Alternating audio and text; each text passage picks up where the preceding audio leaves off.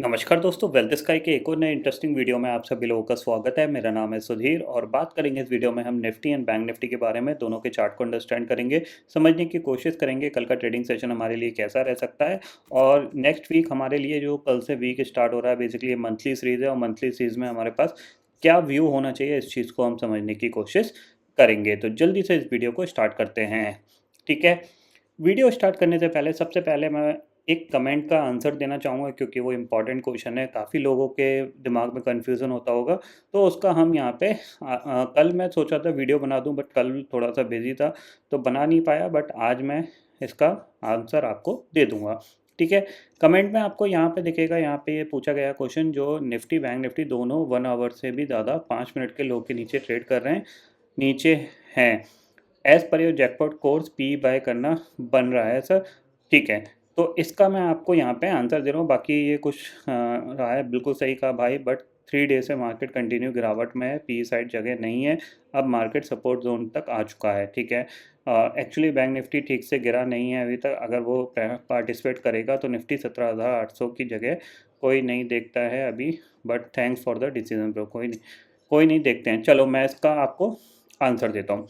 देखो, पहली चीज़ हमेशा ध्यान रखो, जो 1 मिनट हाई लो और 5 मिनट की जो थ्योरी है, यानी जैकपॉट की जो थ्योरी है, आपको ये चीज़ हमेशा समझनी है कि जैसा उसमें बताया गया है वैसा हमेशा मार्केट में आपको एज इट इज़ फॉलो नहीं करना है। एक चीज़ ध्यान में रखिए, आपको थोड़ा सा अपना वहाँ पे माइंड सेट बनाना है और उसको स्पेशलाइज करके, मतलब ये डिसीजन लेना है कि जो मैं ट्रेड डालने जा रहा हूँ उस ट्रेड में पोटेंशियल कितना है ट्रेंड बनने का। ठीक है, अब आपको पता है ओवरऑल ट्रेंड मार्केट का कैसा चल रहा है। जाहिर सी बात है, बुलिश चल रहा है, पॉजिटिव ट्रेंड है, क्योंकि price action perfectly positive side पे कामकाज कर रहा है। तो जब भी मार्केट का ट्रेंड अगर पॉजिटिव है ओवरऑल ट्रेंड, तो मेजर जो सपोर्ट है वो हमेशा सपोर्ट की तरह काम करेंगे। मेजर सपोर्ट के तौर पे देखा जाए तो ये एक लेवल है जो एक मेजर सपोर्ट है। जाहिर सी बात है, इसके नीचे जाएगा तो प्रॉब्लम वाली बात है, क्योंकि फिर ये यहाँ तक का एरिया खुलेगा और या फिर ये ब्रेकआउट तक का एरिया खुलेगा। तो मेजर सपोर्ट हमारे पास क्या है, 18,050 से लेके 18,000 का ये एक स्ट्रॉन्ग सपोर्ट जोन है। अगर 18,000 के नीचे जाते हैं तो फिर सीधा सीधा 200 पॉइंट तक ट्रेंड है। 17,800 कब पहुंच जाएगा निफ्टी, आपको पता नहीं चलेगा। 17,800 ब्रेक होता है तो 17,500 निफ्टी कब पहुंच जाएगा, आपको नहीं पता। यानी जब भी मार्केट का ट्रेंड ऊपर की तरफ है तो आपको हमेशा सपोर्ट पे ज़रूर ट्रेड लेनी चाहिए। इस कंडीशन में हम रेजिस्टेंस को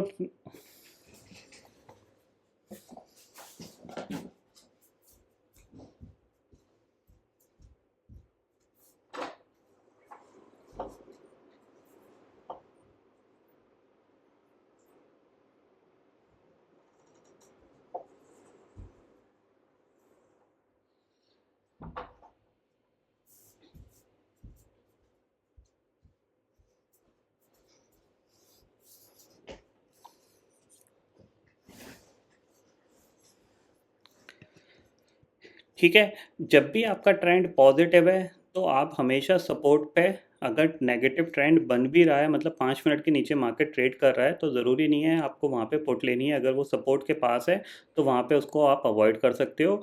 बट अगर मार्केट पॉजिटिव साइड पे ब्रेकआउट कर रहा है और 5 मिनट के हाई के ऊपर ट्रेड कर रहा है और नियर टू रेजिस्टेंस है, तो आप वहाँ पे ये डिसीजन ले सकते हो कि मेरे को कॉल बाय करनी चाहिए, क्योंकि पॉजिटिव ट्रेंड है, रेजिस्टेंस ईजिली ब्रेक हो सकता है।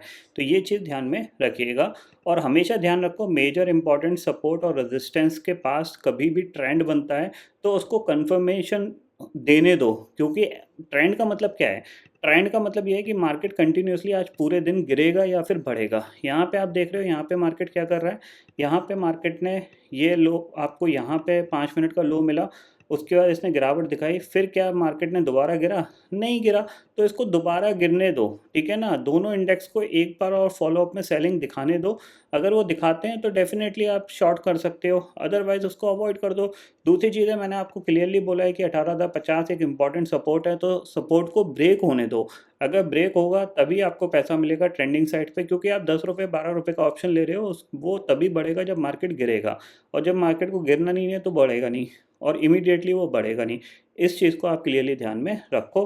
तो आई होप आपको ये कन्फ्यूज़न क्लियर हो गया होगा। अगर मार्केट का ट्रेंड पॉजिटिव है तो आप 5 मिनट के हाई के ऊपर हमेशा ट्रेड करो, भले 5 मिनट के लो के नीचे मत ट्रेड करो, कोई दिक्कत नहीं है। अगर मार्केट का ट्रेंड नेगेटिव है तो आप 5 मिनट के लो के नीचे ट्रेड करो, 100% ट्रेड करो, 5 मिनट के हाई के ऊपर ट्रेड भले मत करो। इस चीज़ को आप क्लियरली समझ लो। ओवरऑल ट्रेंड जैसा चल रहा होता है उसी के हिसाब से आपको काम करना है।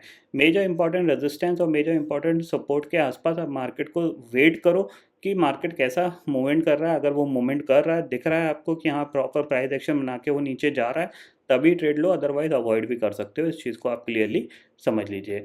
अब हमें समझना है कि कल क्या हो सकता है, ठीक है। तो कल के लिए सबसे पहली चीज़ आती है कि आपको दिख रहा है 18,200 की कॉल पे 80 लाख का ओपन इंटरेस्ट खड़ा हुआ है और पुट पे कितना 84 लाख का ओपन इंटरेस्ट खड़ा हुआ है। यानी हमारे लिए कल इंपॉर्टेंट लेवल 18,200 ही रहेगा, ठीक है। इतना समझ में आ गया। चार्ट पे चलते हैं तो चार्ट को देखते हैं। देखो 15 मिनट का टाइम फ्रेम मैंने यहाँ पे लगाया है। अब मैंने आपको एक प्राइस एक्शन बताया था कि प्राइस एक्शन कैसा बन रहा है मार्केट का। अगर मार्केट को ऊपर जाना है तो ये मार्केट का फॉल आया, उसके बाद ये एक पुल बैक है, फिर आपको ये फॉल देखने को मिला और फिर ये एक पुल बैक है। अब यहाँ पे कंडीशन क्या बन रही है, आपको दिख रहा है यहाँ से जो प्राइस एक्शन है वो नेगेटिव बना हुआ है, ठीक है, क्योंकि इसने स्विंग लो को तोड़ दिया, एक नया स्विंग लो बना दिया है। तो जाहिर सी बात है ये प्राइस एक्शन कब चेंज होगा, जब ये स्विंग हाई यहाँ से निकल जाएगा। तो हम एक्सपेक्ट करते हैं कि अगर ये 18,300 के ऊपर मार्केट निकल जाता है तो एक डब्ल्यू पैटर्न का ब्रेकआउट यहाँ पे हमें देखने को मिल सकता है। इस चीज़ को आप क्लियरली समझ लीजिए। अगर इसने इस लेवल को क्रॉस नहीं कर पाया जो कि 18,270 का है, नहीं कर पाया और दोबारा जब ये नीचे आएगा तो चांसेस वेरी हाई कि ये 18,050 को ब्रेक कर देगा। इतना आप क्लियरली समझ लीजिए। तो प्राइस एक्शन इस तरीके से हो गया। तो कल आपको किस चीज़ पे फोकस करना है, कल आपको यही चीज़ पे फोकस करना है कि हमारे पास जो इम्पोर्टेंट लेवल है वो कौन कौन से हैं। सबसे पहली चीज़, ये सबसे इम्पॉर्टेंट लेवल है, इसके ऊपर निकला तो सब कुछ ओके है। अदरवाइज़ आपको फिर नेक्स्ट वीक में एक बड़ी गिरावट देखने को ज़रूर मिलेगी। अराउंड 300 से 400 या 500 पॉइंट तक भी निफ्टी गिर सकता है अगर इस लेवल को क्रॉस नहीं कर पाया। ये जो पर्टिकुलर जोन है ये बहुत ही ज़्यादा इंपॉर्टेंट जोन है। अगर हम इसके ऊपर क्लोज देंगे 18,300 के ऊपर तो आपको नेक्स्ट से नेक्स्ट वीक यानी अगले 2 हफ्ते में निफ्टी 18,600 या फिर 18,700 तक भी जाता हुआ दिखाई दे सकता है। और अगर हम इस जोन को क्रॉस नहीं कर पाए तो फिर चांसेस वेरी हाई कि ये फिर नीचे हमें 17,800 या 17,700 तक के दर्शन कराने के लिए रेडी है, ठीक है। एक चीज़ ध्यान रखना, अब की बार अगर आप 18,100 के नीचे जाते हो तो डेफिनेटली शॉर्ट साइड पे ट्रेड करना, क्योंकि ऑलरेडी एक अटैम्प्ट यहाँ पे हो गया, एक अटैम्प्ट यहाँ पे हो गया है। हो सकता है तीसरे अटैम्प्ट में ये सेलिंग के लिए चला जाए। तो ये पॉइंट आप क्लियरली ध्यान में रखिएगा। कल के लिए इंपॉर्टेंट लेवल है 18,200। 18,200 के ऊपर कामकाज करेंगे पॉजिटिव हैं, 18,200 के नीचे कामकाज करेंगे तो हम नेगेटिव हैं। इतना आप क्लियरली समझ लीजिए, ठीक है।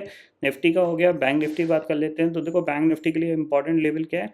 अब बैंक निफ्टी अगर आप देखोगे तो हायर साइड पे ही ये क्या कर रहा है, एक कंसोलिडेशन कर रहा है। तो बैंक निफ्टी के लिए सबसे इंपॉर्टेंट लेवल है ये, ठीक है, जो कि है 43,500 का।